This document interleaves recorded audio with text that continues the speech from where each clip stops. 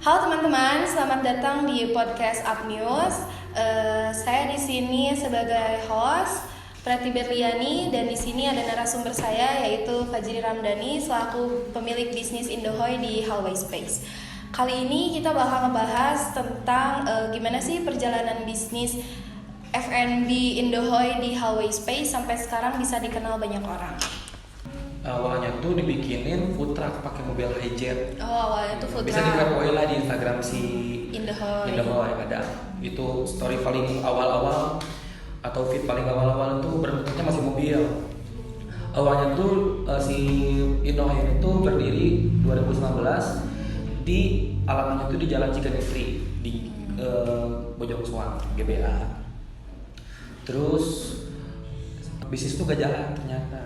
Indohoy itu cuman bisa bayar karyawan aja karyawan cuma satu. Jadi beranak gitu si usahanya tuh dari barbershop beranak jadi bengkel beranak jadi warung Indohoy. Pokoknya mah aku mah gak ada basic usaha awalnya. Terus itu 2019 belum ada corona tuh. Sebenarnya aku orang kerja dulunya tuh. Ya kebetulan aku dulu di ITENAS ambil geodesi pemetaan. Jadi sempat kerja di BUMN, sempat kerja di kontraktor, di konsultan. Terus waktu itu aku dari BUMN keluar 2019 tuh kerja freelance, kerja by project aja gitu, kerjaan dari LPSN, project negara BPN. 2019, 2020 juga kerja di BPN di Serang Banten. Terus di situ kayak udah ngalamin fase kan habit orang Bandung banyak. Pengennya di Bandung aja gitu ya. Selama kerja waktu di BUMN di Papua, pokoknya kalau dari 2011 sampai 2020 tuh fokus kerja aja. Duit enak. Ya, belum selama terjun kerja ke tuh F&B kan. Belum terjun ke dunia bisnis. Jadi emang kita pengen kerja di tambang, pengen kerja di kontraktor, tapi ternyata gak ngerasain kebahagiaan gitu. Kebahagiaan. Jadi waktu kerja bapak jadi gaji sudah masuk misalkan, tapi ngerasa hambar gitu, punya uang kayak gitu. Karena kan kalau misalkan kerja di BUMN kayak gitu, apalagi di site gitu ya, di lapangan segala-galanya ditanggungkan, tempat tinggal ditanggung, makan ditanggung, segala-galanya ditanggung. Jadi fungsional untuk si uang itu gak jelas gitu. Akhirnya di situ udah ngerasa udah malas kerja. Akhirnya terus kebetulan tuh pas pandemi adik ngajakin bikin barbershop. Karena aku mikirnya masih pengen kerja. Barbershop mah kan si barbershop mah kan cuman nyediain tempat, capster atau tukang cukur 2 atau berapa gitu, tinggal pasang CCTV untuk controlling, udah gitu doang, bisa autopilot lah gitu. Kalau barbershop itu juga bridging sama Ricky, adik aku juga kayak gitu, katanya udah pengen gitu. Terus ada space di The Hallway Space, itu juga dijembatanin sama teman aku ke Hallway. Awalnya juga ke Hallway itu gak ada pikiran bakal bagus gitu, karena kan dulunya Hallway aku masuk di tahap 2, tenan-tenan di sana tuh baru yang buka tuh cuma 5 tenan. Masih kotor, masih gelap, masih horor gitu kan. Statement orang Bandung kan tentang Kosambi itu pasar yang terbengkalai. Pasar yang terbengkalai gitu. Terus gak ada ekspektasi untuk bakal bisa terkenal, bakal di titik sekarang gitu kan. Akhirnya ya udahlah, buka aja gitu kan. Akhirnya nyobain sama adik tuh mau buka barbershop, ternyata udah ada barbershop di sana. Akhirnya apa tuh ya sana? Ya udah Indohoy. Awalnya tuh juga aku gengsi awalnya tuh. Gengsi jualan jongsu gitu kan, jualan milsen gitu kan, jualan kayak pancong gitu. Awalnya kayak gitu, pemikiran ya orang Bandung gitu, ya aku anak muda gitu ya, ya masih ada rasa gengsi gitunya ya awalnya tuh. Aku tuh di Serang tuh masih kerja, akhirnya buka aja. Pas barbershop gak bisa, akhirnya buka Indohoy aja. Ya udahlah, buka Indohoy aja. Yang penting mah buka. Aku tidak kehatean awalnya, gak kehatean, buka Indohoy. Aku masih kerja di Serang, beresin project beberapa bulan lagi. Aku kerja di Serang, si proyekan di Serang tuh sisa 1 bulan 2 bulan lagi. Terus itu buka aja sama karyawan sama adik aku yang jaga tuh. Terus pas dibagiin dividen bulanan, lah kok lumayan. Bisa hampir setengahnya gaji aku di BUMN lah bahasa kasarnya mah. Wajir lumayan. Ini teh aku gak ngurus, apalagi ngurus gitu kan. Apalagi aku terjun. Ya udahlah, aku beresin project, pas balik ke Bandung, aku langsung ngurusin Indahoy sampai udahlah aku fokus di Indahoy. Nah, balik lagi ke marketing kan ya. Terus ternyata di The Hallway Space tuh orang-orang di dalamnya tuh yang buka-buka kan di Hallway Space tuh tempatnya tuh creative space gitu ya. Creative space. Awalnya aku gak tahu orang-orang di sana tuh siapa aja. Karena aku biasa kerja di hutan gitu. Gak ngikutin kultur Bandung kayak gimana nih orang-orang Bandung yang lagi happening tuh siapa. Terus teh centang biru teh apa gak tahu gitu ya. Asli udah biasa kerja di hutan kan. Terus tapi centang biru juga sumpah gak tahu. Terus pas aku ke Hallway ada Indi Ratna, ada Diki Sastra yang punya Raw Time. Orang-orang gede lah. Orang-orang gede, tapi mereka juga lagi struggle di pandemi gitu kan. Sementara si Hallway itu dulu tuh masih ada dilindungin sama Pemkot karena si Hallway itu kan titiknya ada di tanah Pemkot. Rame itu si Hallway teh. Udah punya nama, udah mulai belum punya nama di situ teh. Terus aku di situ kan, ayahku mah orangnya tuh disebutnya apa ya? Gampang berbaur kok aku teh. Aku merasa diri aku teh gampang berbaur gitu, gampang ngobrol gitu, gampang ya udah basa-basi atau gimana. Karena aku di satu rumpun di The Hallway Space, masa sama tenan-tenan lain gak kenal. Awal gitu aku gak ngerasa itu artis atau itu selebgram atau itu siapa gitu. Pokoknya di Hallway sama rata aja. Soalnya nongkrong bareng apa bareng jadi bareng di situ ya. Indahoy juga aku mikirnya di sana kan ada kopi juga, ada mocktail juga. Nah dulu tuh sebelum ada mocktail tuh cuman aku sama kopi doang. Dan dulu juga aku merasa berkompetisi gitu. Cuman perasaan itu tuh ternyata hilang gitu. Ternyata hilang di sana tuh. Orang-orang berpikir berkompetisi padahal mah di sana tuh berkolaborasi. Jadi kayak misalkan aku teh Indahoy bersampingan sama ramen sama burger sama nasi goreng. Jadi kita bikin menu bundling. Burger sama si Indahoy bikin menu bundling. Makanannya dari burger, minumannya dari Indahoy, bikin paket. Jadi nggak ada persaingan. Jadi nggak ada persaingan kayak gitu. Terus misalkan kopi, karena aku bawa budaya tradisional nih. Jadi si Indahoy ini tuh kan pas aku turun nih, kalau dulu sama adik aku sama Marik itu belum jelas nih si Indahoy itu brandingnya kayak gimana. Akhirnya kita meeting bertiga. Kenapa sih Indahoy teh namanya Indahoy? Indahoy ini tuh statement orang tentang nama Indahoy itu pasti negatif gitu. Kenapa tuh? Negatif. Indahoy teh seks lah, apalah gitu kan, yang enak lah gitu. Nah aku teh pengen menarik gitu nama Indahoy ini tuh ke warung Indahoy ini tersendiri.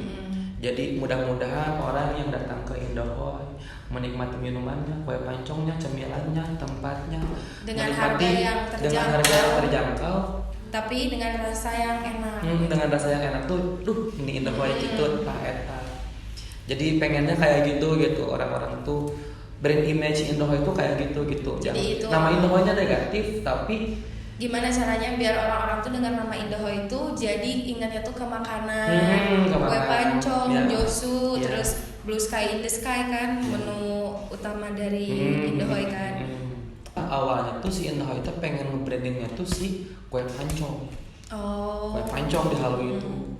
Karena kan hasil observasi kita sebagai tim si Indahoy si kue pancong tuh di Bandung titik-titiknya tuh masih jarang. Kayak kue balok lah ya, kue balok kalau di Bandung yang paling terkenal Kang Didin Pajajaran. Padahal kue balok kan banyak tuh titik-titiknya. Tapi orang-orang Bandung nah sih kudu Kang Didin. Si Indahoy itu pengen kayak gitu, kue pancongnya gitu. Di Bandung tuh jarang padahal kue pancong. Makanya mumpung masih jarang, mumpung titik-titiknya paling apa ya di Bandung? Paling warung gembul. Karena si kue pancong ini tuh image-nya tuh warkop Bekasi.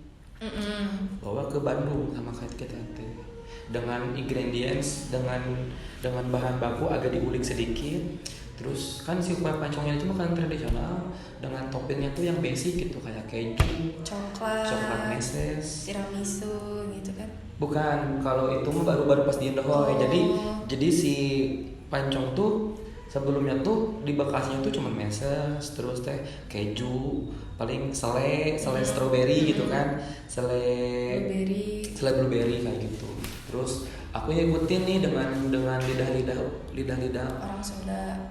Bukan kaum orang Sunda doang sih, dengan lidah kaum milenial namanya, dengan lidah kaum milenial kayaknya sekarang mah harus agak inovatif nih, makanya ngeluarin menu dengan jus boba, terus tiramisu, green tea, matcha, gitu. Pakai glaze lah gitu yang lebih creamy gitu. Nah, pas di branding di Halloween kita mau ngeluarin juga minuman juga. Iya. Ternyata yang malah rame di minuman. Terus nama menu-menunya juga kan unik. Nama menu juga kita emang seleng-selengan sih. Kayak blue sky in the sky, kayak merah menyala. kayak teh manis juga kita jual kan, teh manis. Biar itu teh agak entertain waktu kita ngasirin. Misalkan aku ngasirin nih, terus ada yang beli teh manis, teh manis, apaan nyekil? Itu mah entertain aja gitu. Itu mah bentuk persiapan untuk entertain waktu di lapangan gitu. Beberapa pertanyaan kan sudah dijawab ya, dari bagaimana mulai karir dari bidang F&B, dari mulai kerja di BUMN sampai sekarang berbisnis di Hallway, punya bisnis namanya Indohoy dengan nama-nama menunya yang unik kayak Blue Sky in the Sky, terus teteh manis. Terus kenapa dikasih nama Indohoy kayak tadi kan, mereka tuh pengen nge-branding Indohoy itu nggak ke hal yang negatif. Gimana cara nge-branding masyarakat tuh nginget nama Indohoy itu ke makanan kayak kue pancong, minuman, yang kayak gitu kan. Terus bisnis Indohoy ini kan emang beda dari yang lain kan, dari nama-nama menunya, dari mereka nge-brandingnya, terus dengan harga-harga yang murah tapi dengan kualitas yang oke kan. Itu tuh tujuan apa sih, target pasarnya kan kaum muda yang pengen makan enak tapi harga murah kan, gitu kan. Terus ada saran gak untuk generasi muda yang pengen mulai bisnis? Jadi untuk anak-anak muda sekarang masuk mulai dulu, gak usah mikirin modal, berbanyak relasi dulu, berubah pola pikir dulu lah gitu, mindset pola pikir berubah, terus carilah apa yang bisa dijual. Terus yang paling gampang sih menurut aku F&B, karena aku juga dulu pernah nyobain bisnis brand gitu baju, agak susah.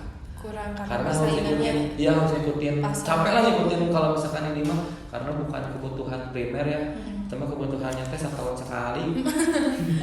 Terus kan tren-trennya juga berubah kan. Aku belum dapat ilmunya lah itu Pak, yang mungkin next bisa lah.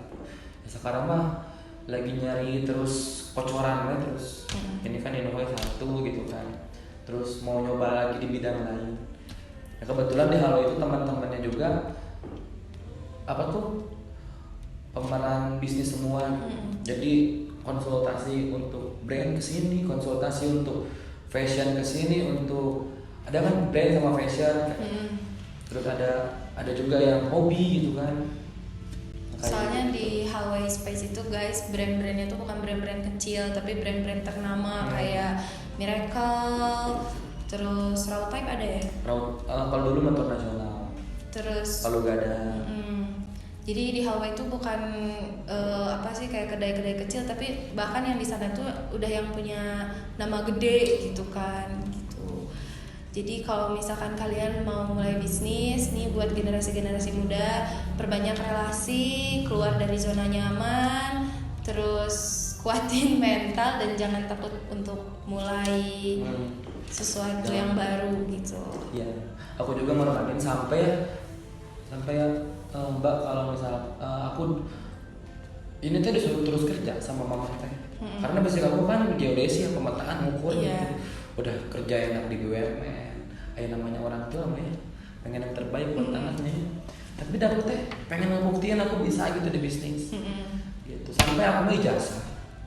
Terus di laptop tuh file yang di laptop tuh ya semuanya aku masukin harddisk terus diumpetin. Kenapa? Biar mager buat bikin CV gitu. Oh. Biar fokus itu salah gitu.